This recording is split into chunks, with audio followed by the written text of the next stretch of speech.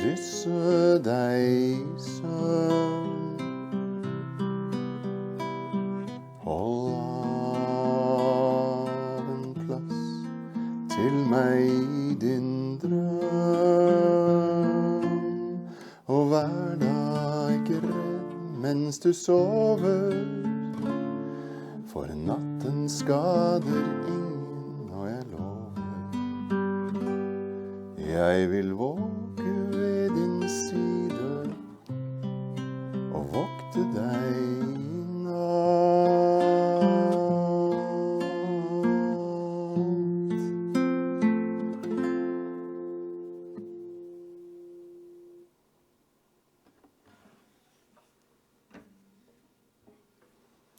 Hi, and welcome back to our reading of The Red Line by Maria Schepers.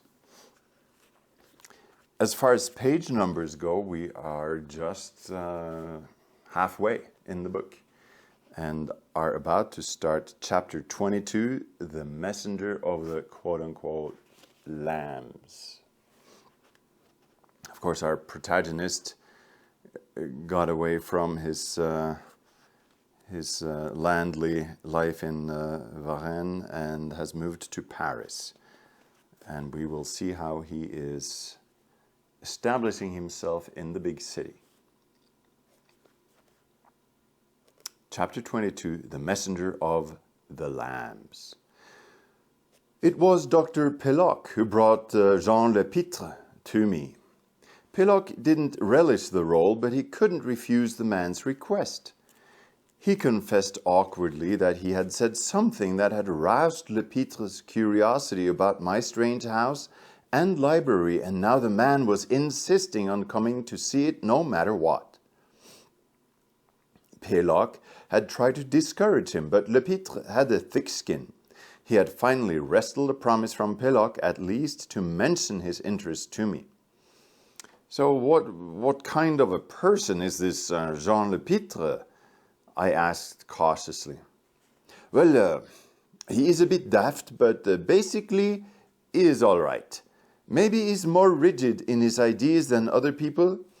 He has a small shop on the Rue Saint-Honoré. He sells devotional articles, old books, and various kinds of manuscripts. He also lives with an older woman in some sort of theoretical soul union. There is no physical contact between them. The two of them pray a good deal, and they've also founded a few Bible study groups where they give lectures. Their groups do good deeds for one another, call each other brother, are careless about their dress, abstain from meat, and generally live in delirious loftiness. They believe that they gradually pass through 2 stages of sainthood. Oof, that is a complicated doctrine. Oh, don't worry. Their reality is quite different from the world concept they've dreamed up for themselves. I know them fairly well through treating Lepitre's tuberculosis, and in my opinion, all they lack are thought and sincerity. You see, Pelloc elaborated, they first delude each other and then their followers. The highest human sainthood requires an ecstasy other than theirs.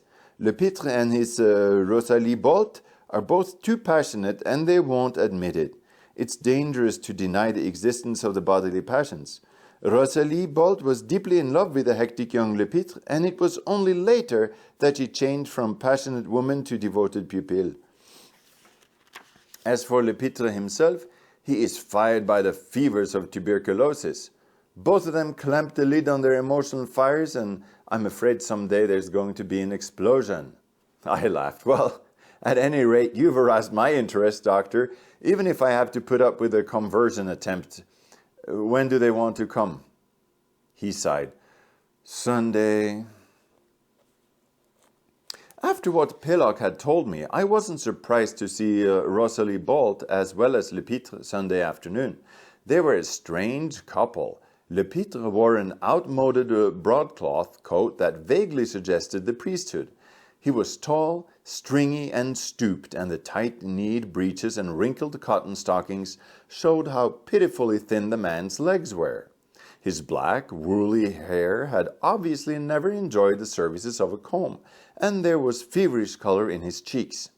His formless lips appeared to be forever on the verge of an enraptured smile, and he had a habit of holding his head back and regarding you with half-closed, glittering eyes. Rosalie Bolt's face was a worshipful reflection of the man's. I have never seen a more slovenly woman, and yet I came to find out that she was far better educated than her partner. Her tangled hair, flabby skin, and faded clothes were positively repulsive in the unforgiving light of day. In some god-forsaken forest she might have passed for a hermit, but for a woman to look thus in Paris roused my suspicions. Any extreme fashion, be it luxurious or slovenly, indicates a desire to be superior to other people. Le Pitre grasped my hand as if I were a vision of heaven. Speaking in a subdued voice, he told me he had longed to know me and considered it a privilege and joy to be under my roof. I was both shocked and embarrassed by his manner and worked to pretend that such effusions were normal.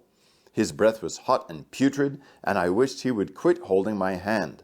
For one horrid moment I thought he was going to kiss me, but he desisted. I was somewhat upset as I ushered them into the salon and more than a little put out with Pelloc. What did he mean by saddling me with this kind of people? Later I realized he was only the means that directed the inevitable to me. It would have come about in any case. Le Pitre began by informing me that we were all children of God and therefore brothers. Basically, I agreed with him, but his flowery, sugar-coated imagery repulsed me. Sickeningly sweet religion has always been repulsive to me, though I feel very close to Christ and respect the simple prayer uttered in solitude. But Le Pitre and Rosalie relished these mawkish sentiments like fine wine. Purplish blotches of excitement appeared on the woman's face and neck, and she would lick her lips nervously when her voice faltered. Le Pitre's confidence grew by the minute. Soon he was telling me how he and Rosalie lived in chastity and enjoyed only spiritual intercourse. This, he said, frequently lasted for hours. Very interesting, I said dryly. And how do you manage this spiritual intercourse? He was willing enough to tell me. Their beds were at opposite ends of a room that was divided down the middle by a curtain. When they went to bed, they would extinguish their lights, lie down on their backs, and think about each other until they shivered with the heavenly pleasure of a steadfast, ardent love. This spiritual wedding was frequently so intense that they moaned, wept, laughed, and prayed in their ecstasy. I glanced over at Pelloc. He looked like he had accidentally sat down on a bed of nails, but was too polite to mention the matter. Suddenly, Rosalie leaned forward and put her hand on mine. "But you must come to one of our meetings. You may be one of us and simply not have realized it as yet. You know that the Lord is gathering his lambs for eternal life and preparing destruction for the wolves. The gates of hell will open one day and pour out a rain of fire, plague and agony with floods, earthquakes and other natural wonders. And all the fornicators and the people who are so proud of their intellect, and those who pursue this new science and neglect prayer, and the agnostics, blasphemers, drunkards, heathens, heretics, and Jews will be thrown under a big mill wheel and have their sinful, lusting flesh ground to bloody pulp. They will be the food of Satan until the end of time, and then they will suffer eternal damnation." Her voice trembled with an almost sensual pleasure, and she practically smacked her lips over all this destruction. I was revulsed. "We have done our duty by warning you," Le Pitre assured me solemnly. "The lambs await your coming." So that's their game, I thought. Le Pitre was presenting me with a card containing their complete address. "I will certainly come and see you," I told them, heartily wishing them outside the front door. They rose to take their departure, a procedure reminiscent of a limpet reluctantly detaching itself from something. "Forgive me?" Pelloc whispered as he rose to follow them. "Never," I replied, but I smiled as I said it, for at that moment I had no intention of ever visiting the lambs at the home of the Marquise d'Anjou. How in the world do you stand them? I asked Pelok when he dropped in as usual the next evening. And how do you keep them from herding you into their fold? Oh, I asked for a deferment, Pelok replied with his raffish smile. I promised to jump on the ark at the last minute and reminded them that I now have other matters to take up my time. I think they've been quietly interceding for me with their bloodthirsty Lord ever since. They're really not the monsters they seem to you. There's something pitiful about their faith. They really want to do good, you know, and the slightest deviation terrifies them. And the God they believe in is not at all understanding. He is always scaring them, and he absent-mindedly forgets their virtues and remembers their faults. To top it off, he's left them room for 1,000 individual doubts and has managed to give each small branch of the group the impression that it's the only one that has the truth and the others are going straight to hell. You can't imagine the dissension in that group, he continued. They argue like they were a fully authorized ecumenical council. Lepître and Rosalie are very bitter about the fact that the groups they've studied have elected independent preachers who interpret the Bible to suit themselves. Some of them even publicly doubt Lepître's call and question the purity of his relationship with Rosalie. Some of them don't believe in the Immaculate Conception, and some don't believe in the resurrection of the body. The group is a total babel of primitive minds. They can't agree on anything because of their obstinate distrust of intelligence and reliance on the emotions. They've taken over the ship, slain its captain, the mind, thrown the helmsman overboard, and started steering solely by the wind. Now, siroccos of sensuality and passion keep blowing their glowing devotion off course.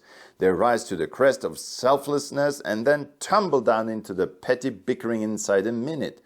1 minute it's all tearful enthusiasm, and then a single word puts them in a rage. The whole lot spy on each other and discuss each other's private lives in public. They're always ready to denounce somebody in a flaming sermon, and the brother they denounce is always ready to start a counteroffensive. It's like living with a bunch of petulant prophets who are forgivingly concerned over the souls of those who persecute them. He broke off as I began to laugh, and the thing was so amusing that he himself had to join in.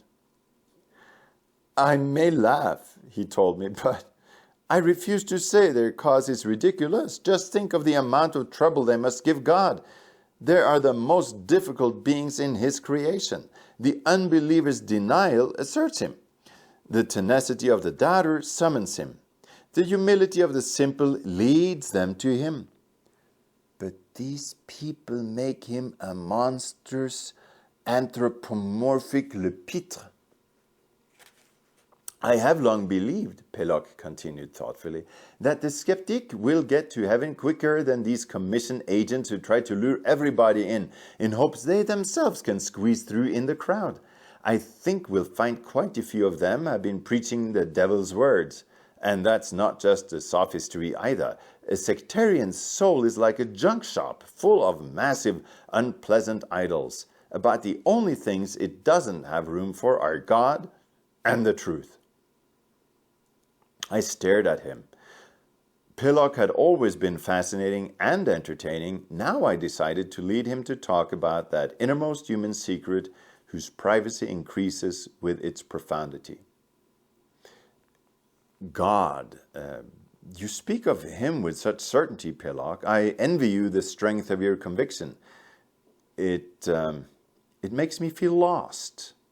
I think it's easier to talk about any relationship in the world than the one with him. Pelok stared straight ahead as he spoke. One reason I never mention him is that my concept of him is in a constant state of flux.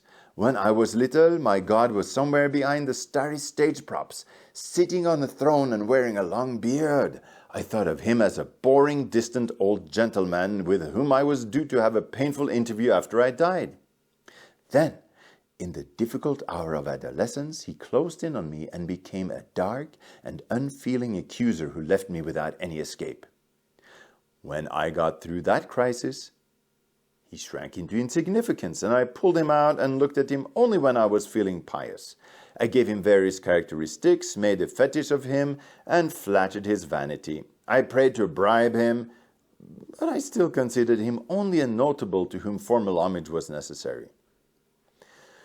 Then, in my early adulthood, I became interested in finding out who he really was. So I felt him, weighed him, and discovered he looked just like me and was just as finite and impotent. This being so, I killed him and he stayed dead a long time. Now, he exists as a ghost. I can attribute no form or shape to him. He wanders around inside of me, deep in my vitals and yet elusive. He doesn't have a voice, just impulses that reach up to the threshold of thought. And yet those impulses are more real than any other thought or word in the visible world around me. God is more than anything I know or even know about. We sat silent for a moment. His words had recalled my own dead God, killed by the precision logic of homunculus. Strangely, I felt that despite my improbable circumstances, Pelok and I had had similar experiences. There was a short, embarrassed silence while we tried to find the road back from infinity. By the way, what kind of person is this Marquise d'Anjou? I asked finally. Would you like to meet her? God forbid, but I do like to hear about queer specimens. Oh, well, the Marquise d'Anjou is nothing like the alarming couple who visited you. She's a well-groomed, educated widow. It was her husband's death that herded her into the lamb's fold. Before that, she was just another high-born woman, except that in the court's opinion, she was scandalously faithful to her husband. He died young. They had been married just 10 years. When he died, she felt that all the joy of life had gone with him, and she made persistent attempts to follow him.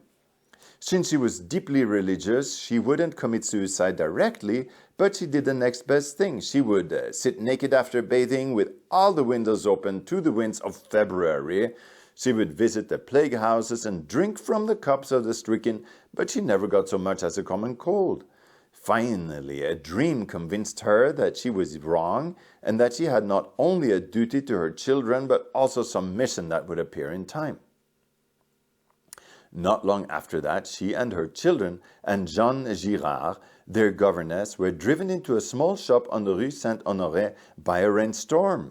Jeanne, incidentally, was the one who had had that important dream. Thus, Le Pitre, opportunely surrounded by his devotional objects, landed his biggest fish. Really, it was all that meddling Jeanne's doing. So now the Marquise d'Anjou is the lamb's financial prop and provides them with a base of operations. She's a little puzzled by the whole thing and a little reserved, but she serves them gratefully because she believes they are the cause to which God directed her. She sees it as a penance to prepare her to rejoin her lost husband forever. All this is very moving, I said skeptically, but I don't see how a well-educated, sophisticated lady could fall for the well-meaning chatter of a servant who has too much imagination. The Marquise says there were things in the dream that only she and her husband knew about, and that proves it was a direct message from him. A shrewd servant can find out anything she wants to. True enough, Pelok replied. But Jeanne wasn't hired until after the Marquise died 5 years ago. She never knew him in person. Yet in her dream she saw him in the moss green dress suit he wore to the reception at Versailles, where the two first met and fell in love. The suit itself got lost before they even married. It was packed in a box that fell off the carriage into a river while the Marquis was traveling. Furthermore, he had never been painted in it, and it was not the type of suit he usually wore, though of course the Marquise cherishes her memory of it. Yet Jeanne described it in every detail: color, shape of buttons, the pattern of brocade on the doublet, and the type of lace on the collar. Jeanne saw the Marquis sitting on the curve of a fountain with one hand on his sword and his legs crossed. He was nervously shaking his foot, obviously waiting for someone. That had been a habit of the Marquis, but nobody had mentioned it since his death. Jean saw that there was a yellow paper boat in the fountain and that the Marquis impatiently threw pebbles at it till it sank. This was exactly the way the Marquise had seen him 2 days after they first met. This was the time and place where they had declared their love, which indeed seemed to have endured beyond the grave. In Jean's dream, it was she who came out of the forest to meet the Marquis, who was understandably disappointed. She's a fat, pig-eyed female. He jumped up with a despairing gesture. "She didn't come this time either. For God's sake, tell her not to cry so much. I can't get in contact with her because of her despair," he said, and then he made those comments about the children's need of her and her coming mission. "It's really interesting," I mused. "Ah, it is, but if you knew Jeanne." "What about her?" "Well, I can think of better mailboxes for messages from beyond, but then man's ways are not God's ways. The Marquise swears by her, of course. She asks her advice about everything, keeps anxious tabs on her dreams, and showers her with presents. Aside from a strange gift, Jeanne is just a cunning, selfish woman who knows how to exploit a good thing. She craves applause like a ballerina, and everything she does is obviously premeditated." "So you think the woman's a fraud, Pillock?" "Well, partially. Boundaries are awful indistinct in this area.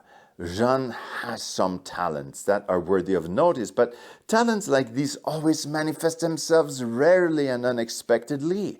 You can't order or direct them. That's where most people who have them usually fall down. But Jeanne knows the art of filling in the intermissions of her revelations with tales spun to fit the foibles of human nature. She's been very successful that way with her mistress and the lambs.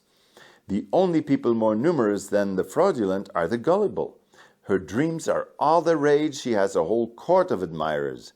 There's a fellow on the territorial council named Corte who stakes his life on her. He'd impale anybody who dared to doubt her divine mission. Of course, he's just a cantankerous half-wit who trails around after her like a drunken dog, but she has lots of people dancing to her tune. The Marquise pampers her outrageously to keep her in her employ."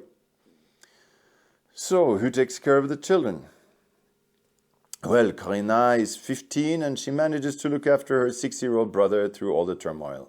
I laughed. "Well, now I don't need to meet them, Pelloc. You've given me such a word picture I couldn't learn more if I knew them for years." "Oh, I doubt it. Pictures of women are always incomplete, you know. Their images are as numerous as the men who reflect them." "You are an expert on women too?" I could not forbear to tease. "I haven't seen that side of you." A gentle, ironic smile touched the thin face. "Aparte, Satanas. I know enough about them to stay away from them. I'm simply their friend who hears the miserable and often air-raising secrets of their bedrooms. I pity and heal them, but otherwise there are some bottles that should be left corked." Anybody who has got that bad an opinion of women usually has a great deal of experience. "I am not about to tell you any ribald adventures, young man," Pelloc replied promptly. "I have much the same opinion of men. The whole drama of men and women is a poor, ugly thing if you aren't drunk with nature's wine. Somehow or another, I don't seem to have any in my blood. I'm stone-cold sober in a drunken world. I find my flushed fellow creatures a little peculiar, but I understand their condition. It's my job to hold their heads when they need to vomit. That's all." Maurice shuffled into the den, the flame of his candle throwing his wrinkled face into sharp relief. One by one, he lit the candles so that the book bindings and polished furniture shone. Pelloc yawned. "All the same, I'm sorry you haven't met the Marquise d'Anjou." Is she so beautiful then?" "Beautiful? Oh, more motherly and comforting, really. The daughter, on the other hand." "What about her?" I prodded. "Oh, a strange little bit of eros. Right now, she's like an excitingly talented sketch, but later, she will cause some turmoil, I think." After Pelloc had left, I sat for a long time thinking about the widowed marquise, her prophetess Jeanne, and the girl Corinna, who was destined to cause romantic turmoil. I had no idea the girl would begin with me.